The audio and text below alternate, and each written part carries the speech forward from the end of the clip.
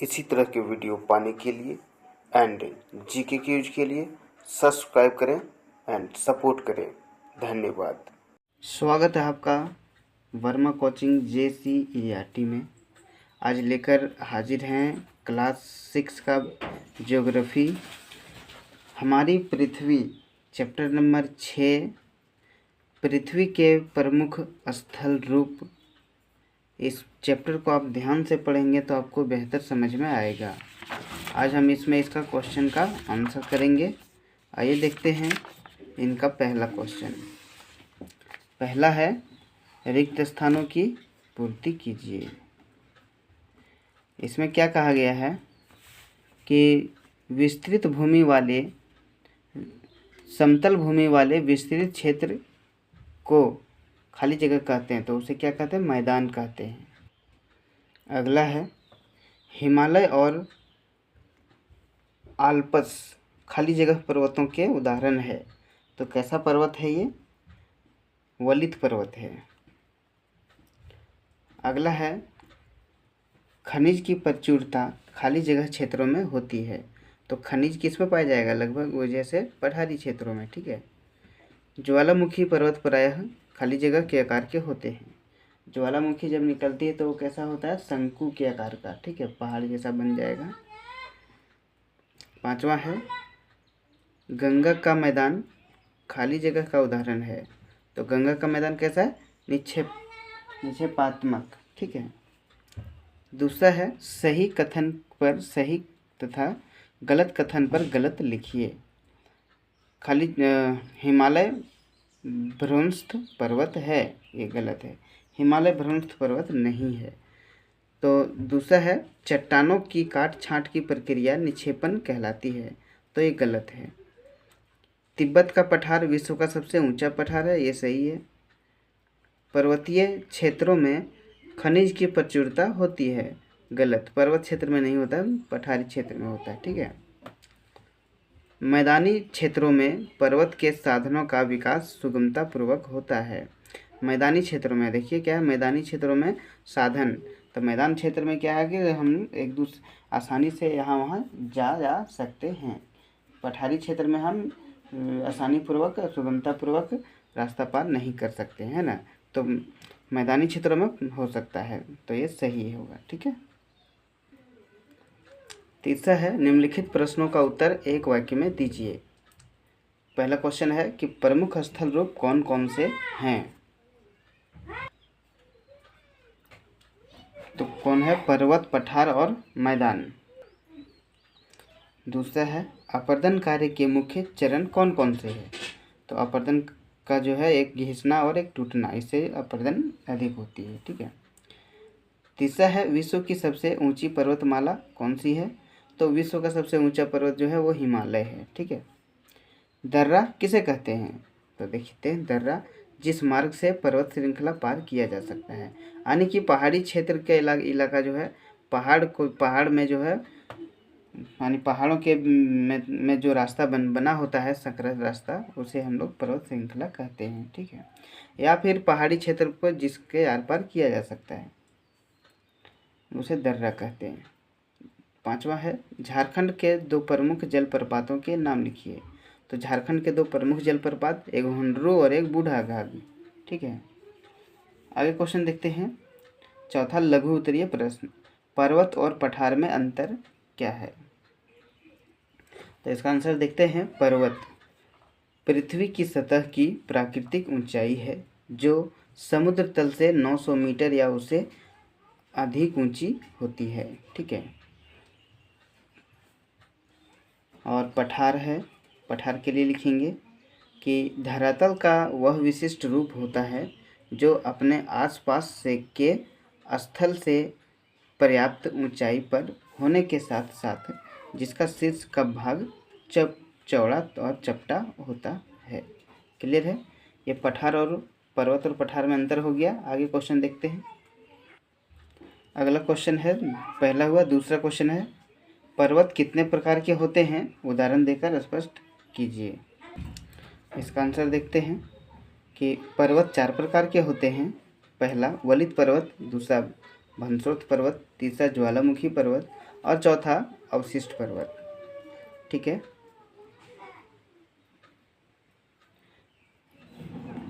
तीसरा है भंसोर पर्वत का निर्माण कैसे होता है।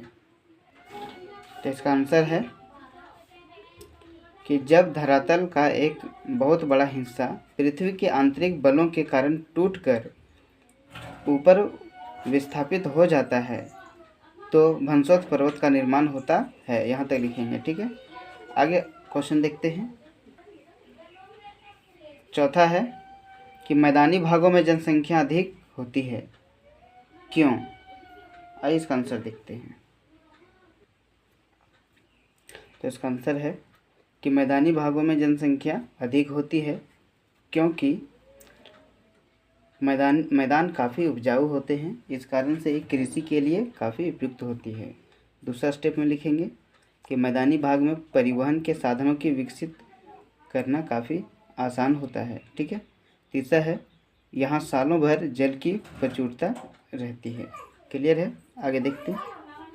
छठा क्वेश्चन है कारण बताइए। पांचवा है अंतर बताइए। पहला है कि पर्वत और पठार में। तो इसका आंसर आप 4 नंबर का पहला लिख सकते हैं। ठीक है, पर्वत और पठार में क्या अंतर है, तो 4 का पहला इसमें आप लिख सकते हैं। 4 का पहला उत्तर। ठीक है, 4 का पहला का उत्तर लिख लेंगे आप। पांचवा नंबर है 5 का दूसरा उत्खंड और द्रोणी, इसमें अंतर देखते हैं। अगला क्वेश्चन है कारण बताइए। छठा का पहला कि मैदान बहुत उपजाऊ होते हैं। छठा का पहला का आप यहाँ से लिखेंगे। ठीक है, आंसर कि मैदान काफ़ी उपजाऊ होते हैं, कारण ये कि कृषि के लिए काफ़ी उपयुक्त होते हैं। देखिए इसका पेज नंबर जो है 49 है। ठीक है, दूसरा स्टेप में लिखेंगे समतल भूभाग होने के कारण मैदानी भाग में परिवहन के साधन को विकसित करना काफ़ी आसान होता है। तीसरा यहाँ सालों भर जल की प्रचुरता रहती है, इन सब कारणों से मैदानी भागों में जनसंख्या पाई जाती है। यहीं तक आप लिखें। ठीक है, आगे देखते हैं। छठा का दूसरा कि पठारों में खनिज की प्रचुरता होती है। तो छठा का दूसरा लिखेंगे आप पठारों की उपयोगिता, पेज नंबर 48 में। ठीक है, छठा का दूसरा का यहाँ पर लिखेंगे कि पठारों में खनिज की प्रचुरता होती है। छोटा नागपुर पठार में लोहा, कोयला, मैग्नीज, बॉक्साइड आदि बहुमूल्य खनिज के भंडार हैं। दूसरा स्टेप में लिखेंगे कि पठारी क्षेत्र में अनेक जलप्रपात होते हैं क्योंकि यहाँ नदियाँ ऊंचाई से गिरती है। ये जलप्रपात अच्छे मनोरम पर्यटन स्थल होते हैं। झारखंड में हुंडरू, बूढ़ाघाघ, दसम, रजरप्पा, जोन्हा, पंचघाघ आदि प्रसिद्ध जलप्रपात हैं।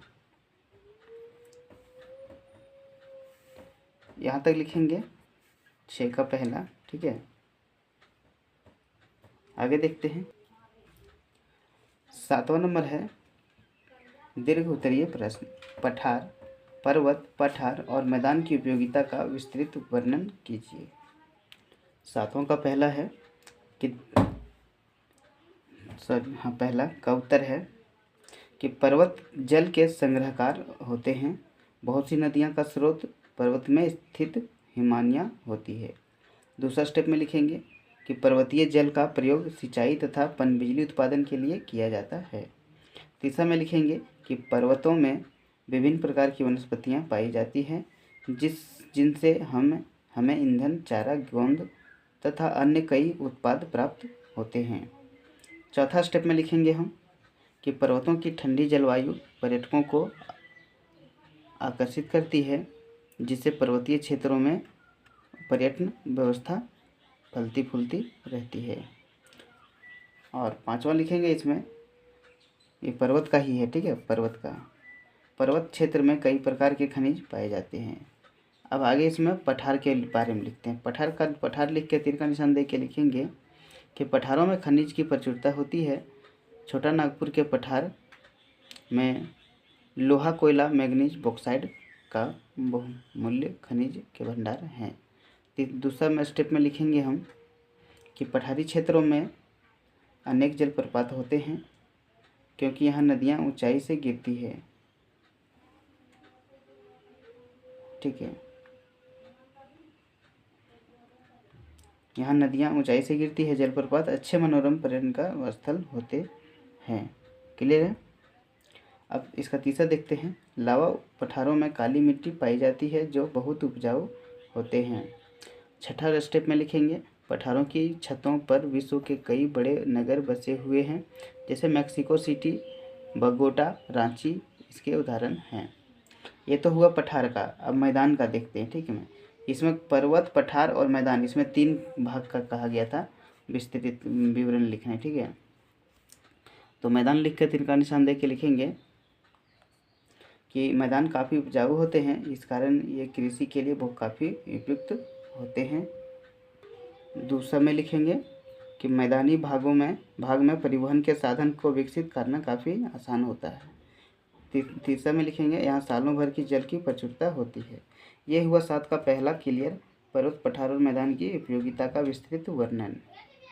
आगे है 7वां का दूसरा कि पृथ्वी के स्थल रूपों के निर्माण की प्रक्रिया का वर्णन कीजिए। इसका आंसर देखते हैं। पृथ्वी के प्रमुख स्थल रूप का निर्माण की प्रक्रिया। उत्तर है कि विभिन्न प्रकार के स्थल रूपों के अनुरूप मानव जीवन यापन करता है। पहाड़ी क्षेत्रों में जीवन कठिन है। जल परिवहन उपजाऊ भूमि के कारण मैदानों में जीवन अपेक्षाकृत सरल होता है। खनिजों की उपलब्धता के कारण पठारी क्षेत्र में उद्योग का विकास हुआ है एवं नए नए औद्योगिक नगर बसे हैं। प्रत्येक स्थल रूप में रहने वाले लोगों के रहन सहन में कुछ अंतर होता है। ये स्थल रूप मानव को प्रकृति द्वारा प्रदत्त एक वरदान है।